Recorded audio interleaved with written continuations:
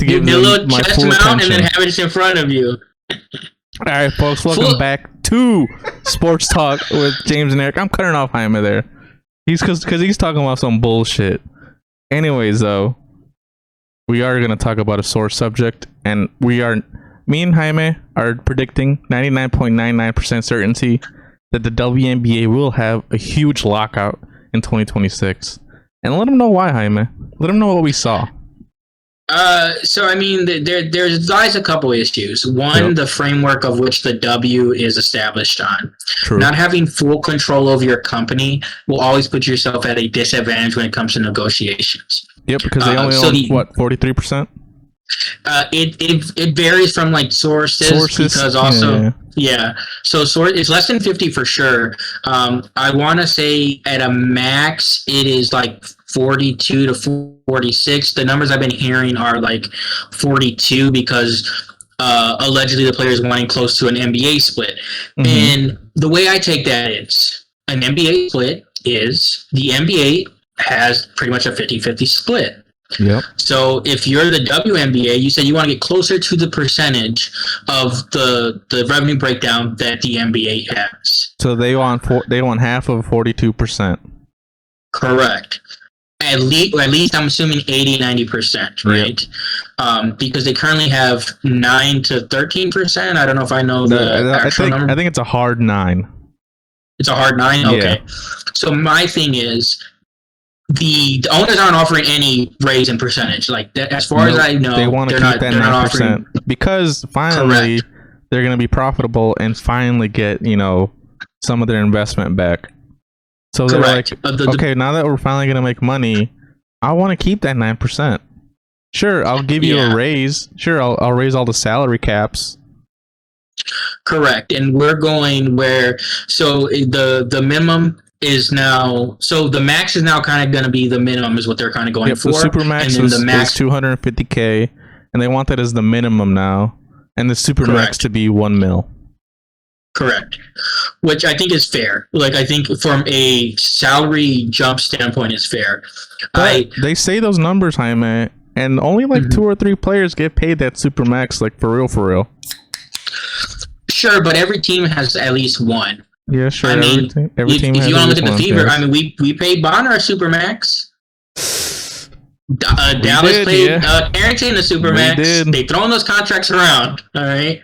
Whether you stay on a team or not, they're throwing those contracts around. Yeah. But also, too, not only would this raise that, the rookies would get increases. Yep. So if the minimum, Caitlin makes $76,000. So if that gets changed, Bree then Turner actually makes more than her. You believe that? Yeah.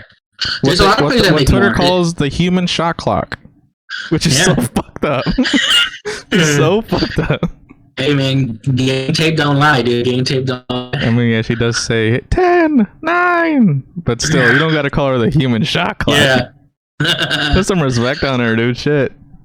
Dude, they're trying to get her cut, dude. They ain't putting no respect on nothing. Yeah.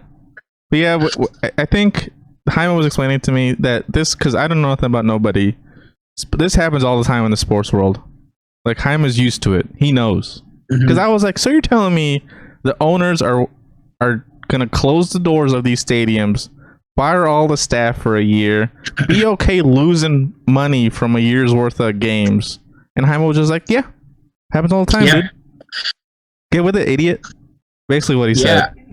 Yeah, I mean, you figure it's like, so COVID, because every organization, every sporting, the entertainment had to deal with the COVID thing or whatever. Yeah. But most of them did kind of just like prorated 1 year kind of deals to like, and they were like, hey, the collective bargaining is kind of like on a hold type situation. They did this. It almost sounds like the WNBA during that time signed a new deal in general instead of like a 1 year patch. Yeah. Which is terrible. Like it's dumb. Yep. And even now, I think it's because they were scared because they're like, okay, we're going to the wobble. We don't know the certainty of our league anymore. Let's just go ahead and guarantee minimums. Using the shitty data where like 3 fans showed up and they're like, okay, the projections show, you're only going to get 3% raise from here on out. But like we also have to see though, and they have to see as well as players, even though like sure it's going up and people are like, oh well, Caitlin's hurt and it is going up, there still is a drop off from healthy Caitlin to Caitlin not being healthy. It's such to the point that when they show ratings, they like skip over last season to we seen in the All-Star game. They're like, this is the best All-Star game, excluding last year. Like these are the best results ever, excluding last year. Yeah, look at all these numbers up, except for the, excluding the Fever's numbers last year. Yep. Like, there are teams, sure, that are going to have, fans come in that are going to make money, like, New York and fine. Vegas. Valkyries are fine. Correct. But then you got to think of teams like Connecticut, which, and their whole owner situation is I don't know what's going on with it. It's all over the place. The league just doesn't know what they want to do in so many different situations, and it's getting bad. Yeah, the league is just not serious because the minority order from the Boston Celtics put in a bid. They wanted to move the Connecticut Sun to Boston. Kathy, the commissioner, just forgot. I don't know what happened. Like she was like, "Oh, I forgot to tell the WNBA league commission or the group. So sorry, your bid didn't go through. Now this other guy matched your bid, so now we're going with his bid." And it's just like, bro, what are you doing? Yeah, I mean, they just don't want the team in Boston. I think they want to be like, "Oh, hey, can we get this market in Connecticut?" But like, Boston's a huge market. Like, I don't get it. Yeah, it could be a thing though. They don't want too many teams dependent on NBA franchises. They're trying to maybe like. But those are the most successful. Those are the most successful WNBA teams. Yeah, and then all the expansion teams are in markets that have NBA teams. So like, I don't understand why not move that team to another market with an NBA team. I don't understand either, man. But yeah, I just don't know like how they get about it because even if you're the NBA. Like, you probably don't even lose money if the W doesn't happen next year because you're already paying. Yeah. You're paying off the negative. Yeah. And then the thing, too, is, like, people talking about, the TV deals and the flights and all that stuff. And it's like, sure, yes, that TV deals are good. Like, they're big-time money TV deals. Billion-dollar deals. Yeah, but now if you're the owners, you're like, no, I want that money because I want a chunk of that $1 billion, Yeah, and I know the players are like, "Oh, well, we." Go ahead. I was saying that if you're owner of a WNBA team, this shouldn't be your only source of money.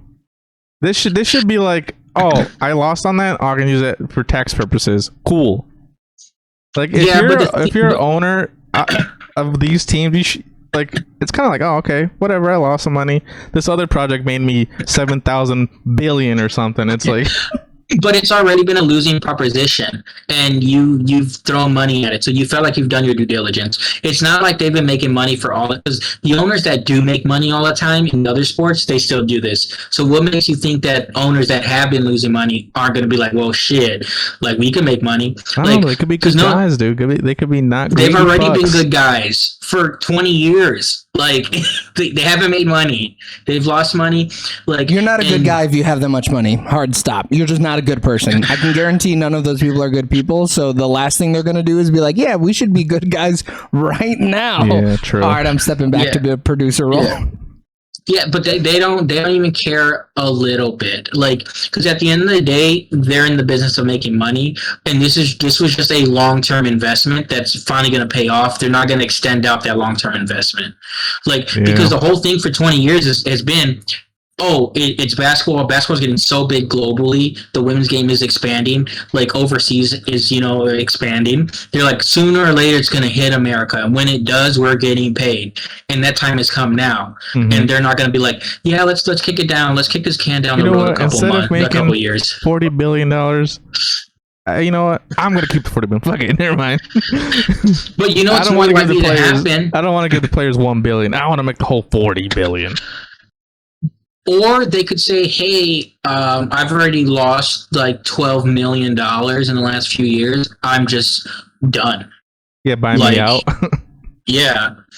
And then you can find new owners. But also, too, it's like all these expansion teams are happening. There's more revenue and stuff like that.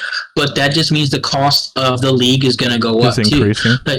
Yeah, and that's the thing too. It's like, but you got to spend money to make money, Jaime.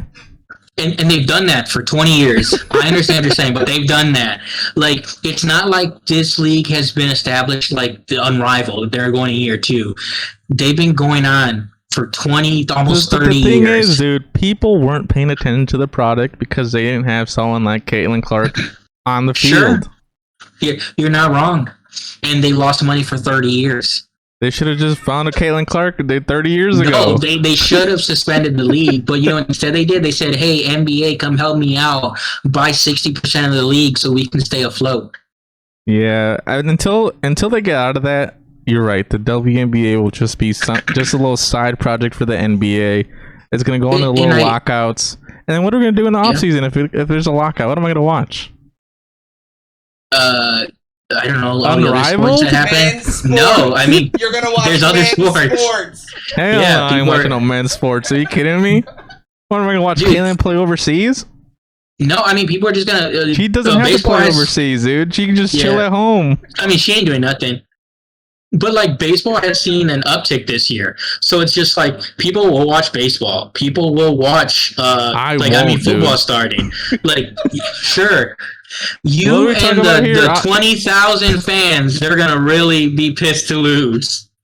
I'm just saying, Jaime did bring it up that maybe the Fever should just take the fees and just pay the players whatever the hell they want. So the other owners won't allow that because they don't want to do that. Yeah, because they don't make money like the Fever does. Correct. Because the Fever, like, they could afford to pay Caitlin Clark $5-10 million a year. Mm-hmm. Like, I shouldn't be making more than Caitlin, dude. That's all I'm saying. Yeah, but the thing is, though, especially a player like Caitlin, that doesn't matter because like endorsements, and I'm sure the owners see the endorsement money coming in. Mm-hmm. The owners see that these girls and women are making a ton of money in high school and college now from NIL. So it's not like it was everyone wants to talk about Angel Reese is $4,000 a month rent. Careful there, dude. But the thing is, she makes $2, $3, $4, $5 million a month in endorsements. True. So it doesn't matter. Like for now, sure, the back of the bench, like people, like this money matters, sure. But like dude, for Ariel McDonald, it mattered, dude. Sure, but like you look at Stewie, they have so much money. They started a new goddamn league, so you can't be like, oh my god, pour their pocketbooks. That's smart money, dude. They made their money work for themselves. I don't know. Yeah, and a ton of the players now have that money. Like, dude, Cam Brink is probably worth so much money from modeling and all the NIL she got. But you're talking about unicorns right now, man. You're talking about I'm not. Model. I'm talking about literally like the top 4 players on every roster. You're talking about you're talking about some bullshit at the time, man. Basically, no, pay these women more, give them more revenue. Eric, they offered to pay them. I'm going on record. Pay them more and more revenue. You can do it, you greedy fucks. No, I was going on record saying he would have voted against this proposition. He would have shut the league down. I would have, and they're going to. Yeah, if it meant more money in my pocket. If I was a billionaire, yes. I mean, yeah, we all should have voted. If we were all billionaires, that was the logical step. That's just how the world works. Dude, you don't become a billionaire without having an ideology like that. It's impossible. You stay a billionaire by not losing money, like Jaime says. It's at the end of the day, it is just a transaction. And it's playing with my emotions, man. I didn't know being a sports fan was this fucking grueling. Dude, I'm telling you, dude, they're already talking about like the MLB, like they just had a CBA and they're already talking about the next one. And they're talking about, what are they going to do? They need to do more guarantees for minor leagues. They need to do, more rest time because the season's so long. Mm-hmm. The NBA is talking about should they shorten games so the players want to shorten the schedule because of injuries, but then the league says no because they get so much revenue from TV deals for how long the season is. Same thing with baseball. Like, and that's the thing too. The owners are like, that's why they're adding more games. It's like they need more revenue. Everything's about more revenue. I think in 3 years, the WNBA, if it stays on this trajectory, the players have a very strong argument. I just think it coming this fast. First year with this new group of fans, you're saying maybe you jumped the gun a little too early. Well, the issue is just the timing of the CBA. If the CBA ended in 2 years, they'd be better off too. Yeah. Like, yeah, and the players, and the thing is, because the owners are going to be like, no, we want to do a longer CBA, and the players are going to be like, okay, well, if we do a longer one, we want everything we want. The middle ground is do a short-term CBA and then try to come to some like medium like my dad does, dude. A year-to-year lease, you know. That's it. That's some slumlord stuff, yeah. Comment down below if you think they should go on a year-to-year CBA deal, or comment down below if you're sad that Kalen's not playing, and comment down below telling Jaime he's wrong. We should be paying these players more. We should give them more revenue. We should be doing everything for them. All right, and that's it. No, we're cutting them off. That's it.